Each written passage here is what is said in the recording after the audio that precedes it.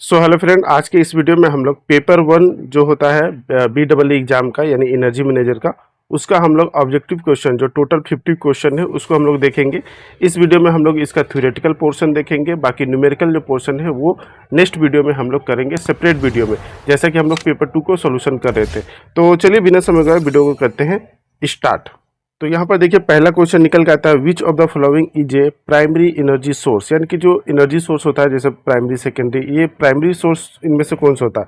तो जो नेचर से हमें डायरेक्टली मिलता है उसको हम लोग प्राइमरी सोर्स ऑफ एनर्जी कहते हैं, जैसे कोल हो गया। बाकी सब जो होता है वो प्राइमरी नहीं है। ओके, सेकेंड नंबर देखिए, which among of the following is considered as a renewable source of energy. तो टाइडल एनर्जी जो होता है वो रिन्यूएबल सोर्स ऑफ एनर्जी होता है। ठीक है, डायरेक्ट आंसर का बात करेंगे क्योंकि काफ़ी सारे क्वेश्चन है, नहीं तो वीडियो काफ़ी ज़्यादा लंबा और लेंदी हो जाएगा। नेक्स्ट है, the total agency of implementing energy conservation act in India is dash, यानी कि इंडिया में जो एनर्जी कंजर्वेशन एक्ट जो होता है इसकी देख रेख करने के लिए, इसे इम्प्लीमेंट करने के लिए इंडिया में कौन सी नोडल एजेंसी है। तो वो BEE होता है। ठीक है, जिसको हम लोग ब्यूरो ऑफ एनर्जी एफिशिएंसी कहते हैं। ओके, नेक्स्ट जो है वो एक न्यूमेरिकल पोर्शन है, यानी कि आपका इसमें इक्वेशन को बैलेंस करना होगा। इसको हम लोग न्यूमेरिकल पोर्शन में देखेंगे, काफ़ी सारे इसमें न्यूमेरिकल है। ठीक है, वरना बहुत ज़्यादा इधर उधर हो जाएगा। ओके, तो यहाँ पे हम लोग सिर्फ थ्योरेटिकल के बारे में बात कर रहे हैं। ओके, नेक्स्ट देखिए 5 number, under the standard and labelling S&L scheme of the BEE। तो जो बोल रहा है कि BEE का जो ये स्कीम है ये क्या स्कीम है। ठीक है, तो ये option number C is the right answer. Energy star level are affix on appliance, जैसे घरों में जो अप्लायंस होते हैं ना, जैसे AC हो गया, फ्रिज हो गया, लाइट हो गया, तो उसमें जो आप स्टार देखे होंगे, सिंगल स्टार, 4 स्टार, 5 स्टार, तो ये जो स्टार वाला जो स्कीम होता है यही स्कीम है और ये BEE के द्वारा ही किया जाता है। नेक्स्ट है 6 number, the objective of energy management include. तो एनर्जी मैनेजमेंट का क्या ऑब्जेक्टिव है, क्या उद्देश्य है। तो A number minimising energy cost, B number minimising waste and minimising environment degradation. तो ये तीनों इसका ऑब्जेक्टिव होता है, उद्देश्य होता है। तो D नंबर जो हो जाएगा वो all of above is the right answer हो जाएगा। नेक्स्ट जो है, द नेम प्लेट किलोवाट और HP ऑफ मोटर इंडिकेट। जो हमारा मोटर होता है इलेक्ट्रिक मोटर, उसमें जो किलोवाट HP इसके नेम प्लेट पे लिखा होता है, तो वो क्या इंडिकेट करता है, तो वो कितना आउटपुट का पावर देगा वो इंडिकेट करता है, डिनोट करता है। ओके, तो B नंबर जो होगा वो राइट आंसर हो जाएगा।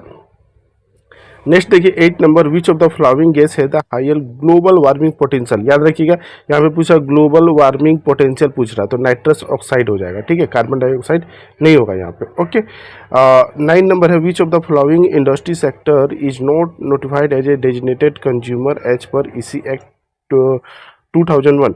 तो इसी एक्ट में सभी डेजिग्नेटेड कंज्यूमर को कंसीडर उसके रिक्वायरमेंट के अनुसार कंसीडर किया है। ठीक है, तो इनमें से पूछ रहा है इनमें से कौन सा नहीं है। तो ऑटोमोबाइल जो इंडस्ट्री होता है वो नहीं होता है। ठीक है, उसी तरह शुगर वाला भी नहीं होता है, याद रखिएगा। बाकी सब जो होते हैं वो यहाँ पे जो ऑप्शन में है वो होते हैं। ओके, नेक्स्ट है 10 नंबर, इसको हम लोग अभी नेक्स्ट वीडियो में करेंगे। 11 नंबर को भी स्किप करते हैं, 12 नंबर भी, 13 और 14। 15 देखिए, ये देखिए 15 number, ROI should be always dash than borrowing interest of economic feasibility of any project. तो किसी भी प्रोजेक्ट के लिए इकोनॉमिक फिजिबिलिटी रहे तो उसके लिए ROI कितना हो जाएगा, यानी रिटर्न ऑन इन्वेस्टमेंट जो होना चाहिए वो बोरोइंग इंटरेस्ट से क्या होना चाहिए, तो ये हमेशा हायर होना चाहिए। ओके, नेक्स्ट को स्किप करते हैं और 17 भी स्किप करते हैं। 18 नंबर देखिए, which among the following fuel has highest calorific value. तो कैलोरीफिक वैल्यू इन सभी में से हाइड्रोजन का सबसे ज़्यादा होता है। और 20 नंबर देखिए, large skating on production versus energy consumption trends line. तो ये इन दोनों के बीच में एक ग्राफ होता है जो इंडिकेट करता है कि जो आपका पुअर लेवल ऑफ कंट्रोल यहाँ पे हो रहा है, यानी कि यहाँ पे एनर्जी का जो कंजप्शन हो रहा है वो इनएफिशिएंट हो रहा है। Okay, next 21 number, which of the following is true with respect to IRR। तो IRR यानी इंटरनल रेट ऑफ रिटर्न के पक्ष में क्या सही है। ठीक है, ठीक है, क्या सही है, ट्रू बोल रहा है।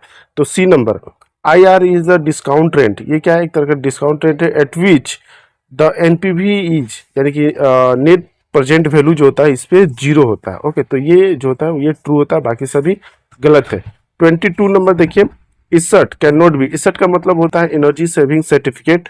ठीक है, इसका ये फुल फॉर्म होता है। तो ये क्या नहीं करता है, तो ये आपका जो डेजिग्नेटेड कंज्यूमर होता है उनके बीच में डायरेक्टली आपका ट्रेडिंग नहीं होता है, ठीक है। तो ये डी नंबर जो होगा वो राइट आंसर हो जाएगा।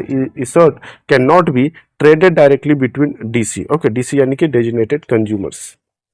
नेक्स्ट है 23 number, which of the following is a duty of energy manager. Energy manager का क्या ड्यूटी है, तो देखिए सभी पढ़िए। इस्टेब्लिश एनर्जी कंजर्वेशन सेल, सही है। Analyse equipment performance, develop and manage training programme on energy efficiency. तो ये तीनों जो होता है वो इसकी ड्यूटी होती है। याद रखिएगा कि एनर्जी ऑडिट करना इसकी ड्यूटी नहीं होती है। तो कई सारे क्वेश्चन में पूछता है, जैसे दे देगा कि इनमें से कौन सा नहीं है, तो एनर्जी ऑडिट वाला नहीं होगा, यहाँ पर आपका ऑल ऑफ अबव हो जाएगा, ओके। नेक्स्ट है 24 number, law of conservation of mass can be expressed by the flowing equation. तो law of conservation of mass क्या होता है, तो मतलब कि जो बिफोर में होगा वही आफ्टर में होगा, ठीक है। यानी कि जो रॉ मटेरियल से जैसे हम कोई प्रोडक्ट बनाते हैं, तो प्रोडक्ट बनाते टाइम हमें प्रोडक्ट तो बनता ही है, साथ में कुछ मटेरियल वास्ट होता है, कुछ स्टोर प्रोडक्ट होता है और कुछ लॉसेस होता है। तो इन सभी का जो समेसन होगा ना, यानी सभी को हम लोग जोड़ेंगे तो ये हमारा रॉ मटेरियल निकल के आएगा। तो इसी ये क्या है, ये एक तरह का law of conservation of mass है, ओके। नेक्स्ट है formula for computing energy saving as part of measurement and verification is. तो मेजरमेंट एंड वेरिफिकेशन के लिए जो फार्मूला है एनर्जी सेविंग का वो क्या है, तो ऑप्शन नंबर बी है, energy saving equal to base year energy use minus post retrofit energy use plus minus जो एडजस्टमेंट उसमें करेंगे, जो अदर लॉसेस वगैरह होगा वो सब उसको एडजस्ट किया जाता है, ओके। नेक्स्ट एक न्यूमेरिकल है, और ये भी अगला एक न्यूमेरिकल है। 28 नंबर देखिए, 20 number, PERT and CPM provide which of the following. तो पट और सीपीएम क्या होता है, तो ये predict the time required to complete the project, यानी कि कोई प्रोजेक्ट हो रहा है तो उसमें जो टाइम प्रिडिक्ट करेगा, ये दोनों ये बताते हैं, तो सही है। So activity which are critical for completing the job.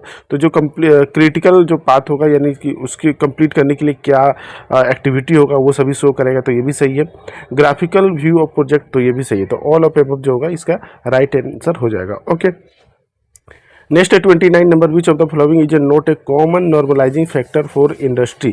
तो इंडस्ट्रियल फैसिलिटी के लिए कौन सा कॉमन नॉर्मलाइजिंग फैक्टर नहीं होता है, तो जो मेंटेनेंस कॉस्ट होता है वो एक नॉर्मलाइजिंग फैक्टर नहीं है, okay. Which of the following is correct, तो इनमें से कौन सा सही है, तो Gantt chart is commonly use for scheduling the task and tracking the progress, सही है।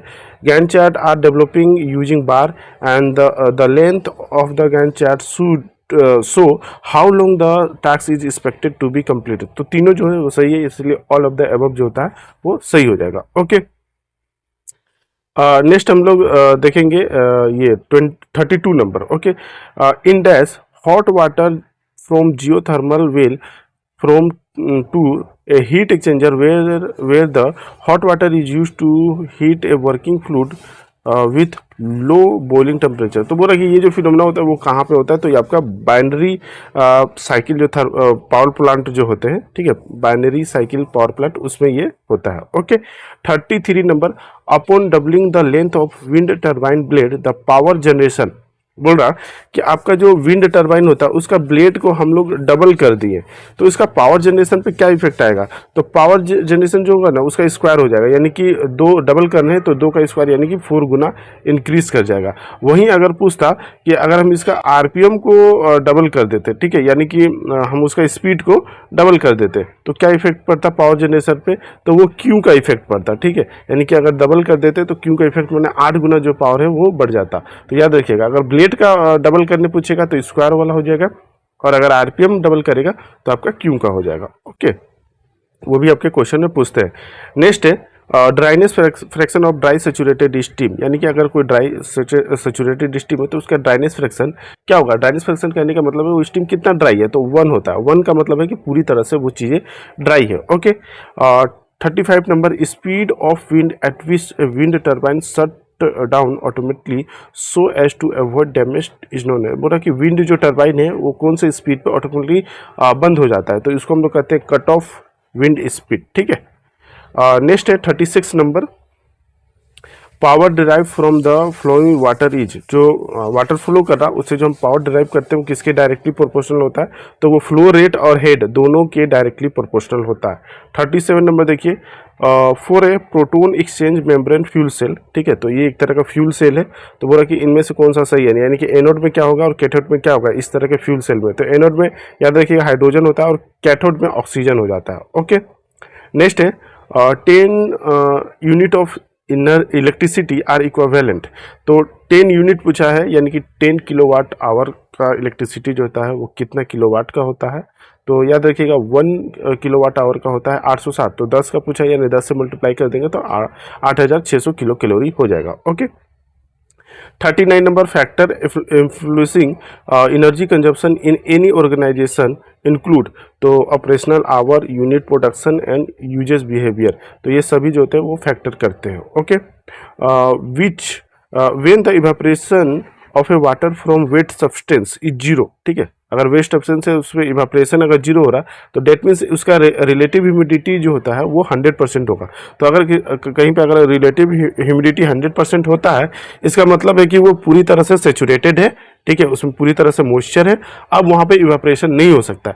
तो वहाँ पे जो रिलेटिव ह्यूमिडिटी होगा वो 100% के केस के कंडीशन में होता है। तो डी नंबर जो होगा वो राइट आंसर हो जाएगा। ओके, 41 बोल रहा कि monocrystalline and polycrystalline are the type of, तो ये किसका टाइप होता है, तो ये सोलर पीवी पैनल का एक तरह का टाइप है। ओके, नेक्स्ट देखिए 42, तो 42 क्या बोला कि which of the following statement are true for renewable energy, इनमें से कौन सा रिन्यूएबल एनर्जी के लिए सही है, तो 1 और 4 सही है। क्या बोल रहा 1 एंड 4, तो methane gas produce in landfill site escape into air and is a source of green house gas emission, तो ये सही है। ओके, 4 नंबर बोल रहा है कि wattage output of a wind turbine is rated in the term of peak out, जो आपका विंड टर्बाइन होता है उसमें जो आउटपुट को हम लोग डिनोट करते हैं वो पिक वाट से करते हैं उसका वेटेज को। ओके, तो ये दोनों जो है वो सही है। 43 number, which among the following statement is correct about wind energy, तो विंड एनर्जी में याद रखिएगा जो हमारा थ्योरेटिकली जब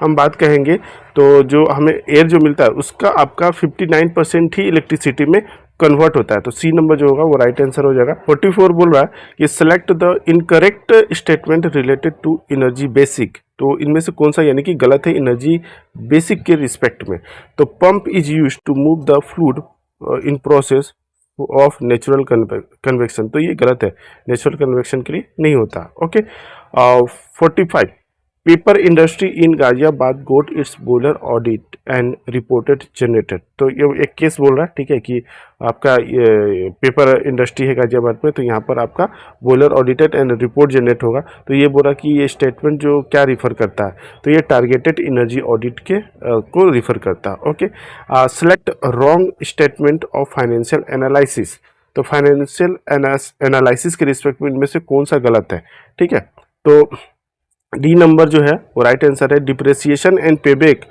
are two deciding factor about the time value of money, तो टाइम वैल्यू ऑफ मनी आपको अगर हमें निकालना है, डिसाइड करना है, तो उसके लिए पेबैक और डिप्रेसिएशन जो होते हैं वो 2 डिसाइडिंग फैक्टर है, तो ये जो होता है ये गलत है, ऐसा नहीं है। Okay, 47 number, why radiation heat transfer is prominent in application like boiler and furnace, तो बॉयलर और फर्नेस में जो आपका हीट ट्रांसफर होता है वो रेडिएशन के द्वारा प्रोमिनेंट होता है, क्या इसके पीछे रीजन है, तो ये एक तो पहला इसमें मीडियम का रिक्वायरमेंट नहीं होता है, ठीक है, हीट ट्रांसफर के लिए heat transfer is proportional to T के पावर में 4th पावर होता है, ठीक है, और it uses electromagnetic wave to transfer heat, तो इन सभी के कारण यानी कि ऑल ऑफ एबव के कारण ही आपका ये प्रोमिनेंट होता है। ओके, नेक्स्ट है 48 number, temperature of steam will be highest in the flowing condition at same pressure, तो सेम प्रेशर पे ये जो ऑप्शन दिया गया है तो इसमें सुपर हीटेड स्टीम का टेम्परेचर सबसे ज़्यादा हाई होगा। Okay, specific heat is high for, तो इनमें से किसका स्पेसिफिक हीट सबसे ज़्यादा, तो याद रखिए वाटर का सबसे ज़्यादा होता है। Next and last question, which of the following is use for biodiesel production, तो बायोडीजल का जो प्रोडक्शन होता है वो जेटोफा से किया जाता है, ऑप्शन नंबर ए जो होगा वो राइट आंसर हो गया। ओके, तो इसमें हम लोग जो थ्योरी क्वेश्चन है वो देख लिए। आई होप कि ये वीडियो आपके लिए इन्फॉर्मेटिव रहा होगा। कोई भी क्वेश्चन में डाउट हो तो आप कमेंट बॉक्स में पूछ सकते हैं, बाकी इसका न्यूमेरिकल पोर्शन भी हम लोग करेंगे, तो कमेंट करके बताइएगा कि न्यूमेरिकल आपको इसका चाहिए या नहीं चाहिए। ओके, बाकी हम लोग अब मिलेंगे नेक्स्ट वीडियो में, तब तक के लिए जय हिंद।